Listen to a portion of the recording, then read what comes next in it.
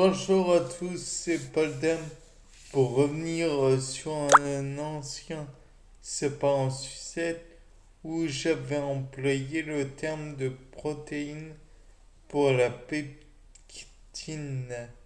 Pectine, pardon. Ce n'est absolument pas une protéine, c'est plutôt un polysaccharide. Ça, je crois l'avoir dit. Mais il y a un truc que je crois ne pas avoir dit. C'est je crois en tout cas, encore une fois, c'est un élément de structure. Donc ensuite,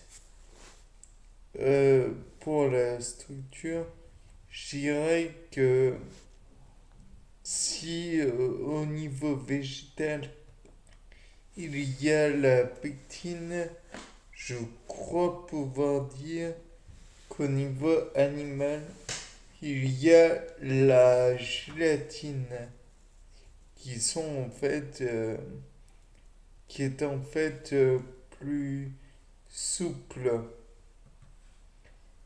Euh, pour être franc, je crois que là par contre, c'est une protéine d'origine animale et que l'on pourrait comparer bien sûr. Là, dans le cas présent, je pense qu'il serait intéressant de faire un, comment dire, une extraction par solvant. Dans ce cas, on emploierait du sulfate d'ammonium, si je me rappelle bien. C'était un agent saturant les solutions. Là, dans le cas présent, on pourrait éventuellement l'extraire des tissus conjonctifs, donc la peau par exemple, ou les os des animaux aussi. Principalement le bœuf, le porc et même les poissons.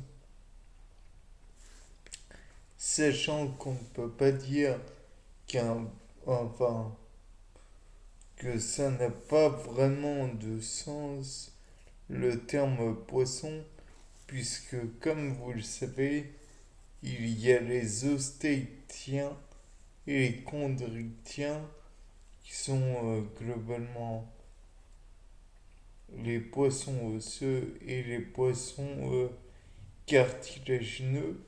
Et parmi les poissons osseux, on compte le dauphin. Et le dauphin, c'est un mammifère. Je crois même qu'on pourrait le qualifier de cétacé. En somme, je pense qu'on pourrait le mettre dans la même classe que la baleine. Ce qui est assez très drôle. Néanmoins, pour l'extraction de cette protéine, je pense qu'il serait intéressant de la comparer avec la pectine. Et pour ce faire, on pourrait essayer donc de, comment dire, de lui faire des tests, oui, bah ça c'est sûr, de, la faire migrer sur un gel d'électrophorèse. Et même, on pourrait peut-être lui faire voilà, l'expérience, c'est la migration, filtration sur gênant encore une fois. Et donc, finalement, peut-être pourrait-on déterminer laquelle est la plus lourde et laquelle est la plus massive. Oui, c'est la même chose. Nous pourrions dire aussi si éventuellement ces deux éléments que sont la pectine et la gélatine ont des capacités des capacités différentes, l'une rendant la préférence, enfin, rendant la préférence n'a pas beaucoup de sens, donnant un effet que l'on pourrait rechercher. Par exemple, peut-être que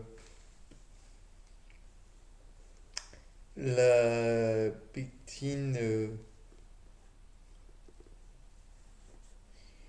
la pectine pourrait être employée dans certains comprimés qui doivent être durs et la gélatine, au contraire, devrait être employée pour des comprimés souples. C'est assez étrange d'imaginer qu'il y a des comprimés qui devront être plus l'un que l'autre. Mais voilà. Et de plus, plus j'y pense, plus je me dis que pour l'extraction de la gélatine, il faut l'ébullition prolongée des tissus conjonctifs. Mais ça, vous l'aviez deviné, je présume, car vous êtes tous très perspicaces. Enfin, bref, toujours est-il que on peut en avoir besoin dans différents domaines, culinaire, médecine, industrie agroalimentaire, pharmaceutique, enfin bref. Néanmoins, le fait est que comme elles peuvent, dans le cas de, comment dire, dans le cas de la gélatine, comme elle est utilisée dans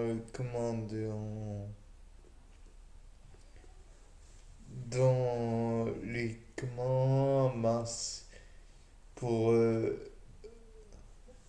enfin, qu'elle est extraite dans les boissons, dans les solutions d'eau chaude pour prolonger, pour être extraite des peaux. J'imagine qu'on pourrait aussi l'utiliser afin de produire, par exemple, des épaississants dans les cas de troubles de la déglutition. Car oui, les troubles de la dysphagie, ça existe. Et de plus, je me disais que puisque la pectine, on peut imaginer la conformation de la molécule. Je pense que nos amis chimistes pourraient nous en apprendre plus dessus. Peut-être pourrait-on, nous, de notre côté biologiste, en apprendre plus sur la protéine de la gélatine, c'est-à-dire les différentes conformations ainsi que les différents acides aminés qui la composent. Bien, je pense que j'ai soulevé deux, trois trucs qui peuvent être intéressants. C'était Paul Dame pour Nouveau Sapin en Sucette. Au revoir.